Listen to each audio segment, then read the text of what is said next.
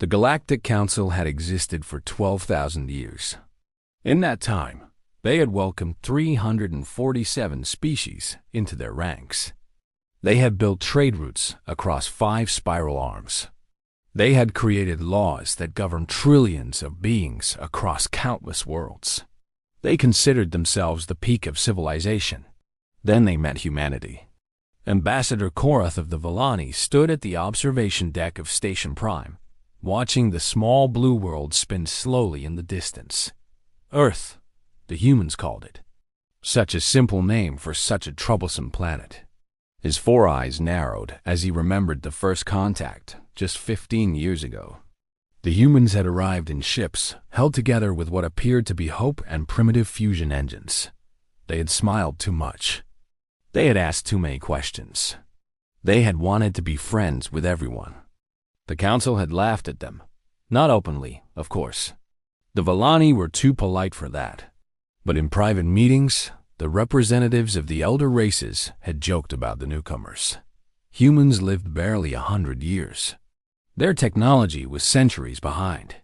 Their bodies were fragile, easily broken by environments that other species found comfortable. They could not see in ultraviolet like the Thrin. They could not hear subsonic frequencies like the Moldavi. They could not survive vacuum exposure for even a minute like the silicon-based Korthan. What could such creatures possibly offer the galaxy? Korath had been among the loudest voices arguing against human membership in the council. He had called them primitive. He had called them insignificant. He had suggested they be given observer status only, like the other young species who had not yet proven their worth. Now, standing at the window with the latest reports clutched in his trembling hands, Korath wished he had paid more attention. The Devourers had come from beyond the rim. No one knew where they originated. No one knew what they wanted. They simply arrived in their massive hive ships, billions of them, and they consumed everything in their path. Worlds were stripped bare. Populations were harvested for biomass. Fleets were crushed like insects against the windshield of a transport vehicle. The council had tried diplomacy first. The Devourers did not respond. They had tried military force next. The combined armadas of 200 species had met the enemy at the Korath Nebula. It was supposed to be the decisive battle that would save civilization. It lasted 4 hours. When it was over, 60% of the Council's military strength had been destroyed. The Devourers had lost perhaps 2% of their forces. Panic spread across the galaxy. Species that had been spacefaring for millennia began evacuation procedures. Some talked of fleeing to other galaxies. Others simply gave up and waited for the end. The Devourers moved steadily inward, consuming system after system. Their projected path would bring them to the core worlds within 3 years. After that, there would be nothing left. Korath remembered the emergency session of the council. Representatives were weeping. Some were praying to gods they had not believed in for centuries. The High Speaker had asked if anyone had any suggestions, any ideas at all that might save them. That was when the human ambassador had stood up. Her name was Sarah Chun. She was small, even by human standards. Her hair was gray, her face lined with age. She walked with a slight limp from an injury she had received in her youth. Korath had barely noticed her before that day. She was just another junior representative from an insignificant world. She had smiled that strange human smile and said 6 words that would change everything. Let us handle this problem. The council had erupted in chaos. Some laughed. Others shouted in anger. The Villani representative next to Korath had made a sound of disgust. Handle the Devourers? The humans? The species that still thought chemical rockets were impressive technology. The species that had been in space for barely 3 centuries? But Ambassador Chun had not stopped smiling. She had waited for the noise to die down, and then she had explained. Humanity had been watching the war. They had been studying the Devourers while everyone else had been fighting them. They had noticed things. The hive ships communicated using a specific frequency. The Devourers seemed to operate on a collective consciousness. Their individual units were not intelligent, but the whole was greater than the sum of its parts. The humans had built something. They called it the Cascade Device. They did not explain exactly how it worked.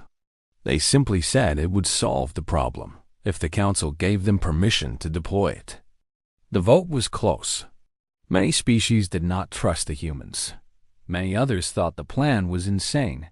But desperation makes allies of enemies, and the council was very desperate indeed. Humanity was given permission. What happened next was classified at the highest levels. Karth had only recently gained access to the full reports, and even now, reading them again, he could hardly believe what had occurred. The human fleet had departed Earth orbit 3 days after the vote. It consisted of only 12 ships. 12. The Council had lost thousands of vessels in their failed offensive. The humans sent 12, but these were not ordinary ships.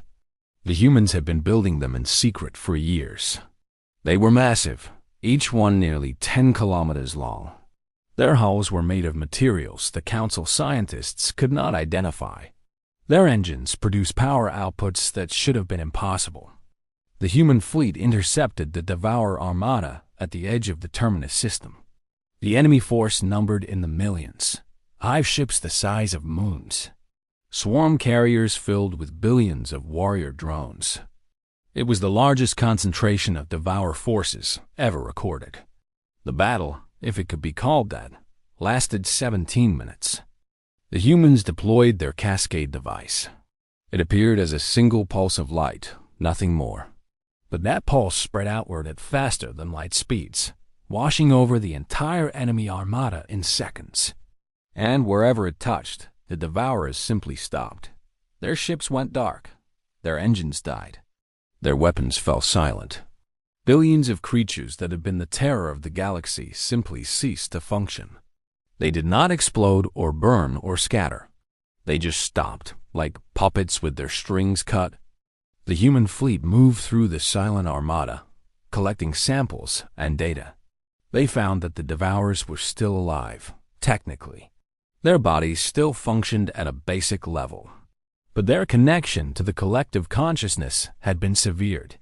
Without that connection, they were nothing. Mindless husks floating in the void.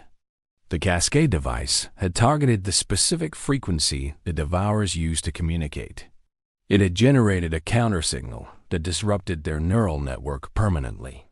Every Devourer in the galaxy had been affected simultaneously. The threat that had seemed unstoppable, that had crushed the mightiest fleet civilization could muster, had been eliminated in less than 20 minutes by 12 human ships and a single weapon. News of the victory spread slowly at first. Many did not believe it. Korath himself had dismissed the initial reports as propaganda or wishful thinking, but the evidence mounted. Scout ships ventured into former Devourer territory and found only drifting hulks. Worlds that had been scheduled for consumption were intact. The enemy was gone. The galaxy went mad with celebration. Species that had been preparing for extinction found themselves suddenly saved. The Council declared a day of thanksgiving that lasted a full week. Statues were erected. Songs were composed. The humans were heroes. And that was when everything changed. Korath set down the reports and turned away from the window. His office was filled with requests now. Trade agreements, military alliances, cultural exchanges. Every species in the Council suddenly wanted to be humanity's friend. The same representatives who had laughed at the primitive newcomers were now begging for meetings with human officials. The Thren had offered their most advanced sensor technology in exchange for a closer relationship. The Moldavi had proposed a joint colonization venture in the former Devourer territories. The Korthan, who had never shown interest in any species before, had sent a formal invitation for human scientists to study their silicon biology. Humanity had been granted a permanent seat on the High Council. Not the observer status that Korath had once proposed, but a full seat with voting rights on all matters. Some species had objected, pointing out that humans had only been part of galactic civilization for 15 years. The objections were quietly withdrawn when someone reminded them who had actually stopped the Devourers. The balance of power had shifted overnight. For 12,000 years, the elder races had dominated the council.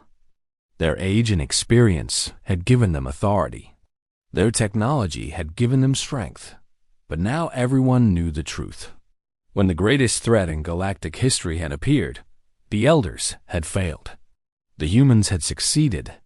Korath had spent the last month trying to understand how this had happened. He had studied human history obsessively. He had read their literature, watched their entertainment, analyzed their social structures. And slowly, he had begun to understand.